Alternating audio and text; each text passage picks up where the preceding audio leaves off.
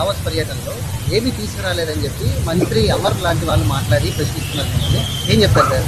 అరే కోడిగుడ్డుని నేను సూటిగా ప్రశ్నిస్తున్నా. మీరు మంత్రిగా ఉన్నప్పుడు మీరు ఏం తీసుకొచ్చారు ఆంధ్రాకి? 7 నెలల్లో 6,33,568 కోట్ల రూపాయలు పెట్టుబడులు తీసుకొచ్చాము. 4,10,125 మందికి ఉద్యోగాలు కల్పించే పరిశ్రమలు ఆంధ్ర రాష్ట్రానికి ఇండియా ప్రభుత్వం తీసుకొచ్చింది. అది గర్వకారణం. సాక్షిని అడిగడా రాలేదా? సాక్షి ఎవరు లేడా? అరే ఆయనకి ఇద్దాం అనుకున్నానే కాగితం.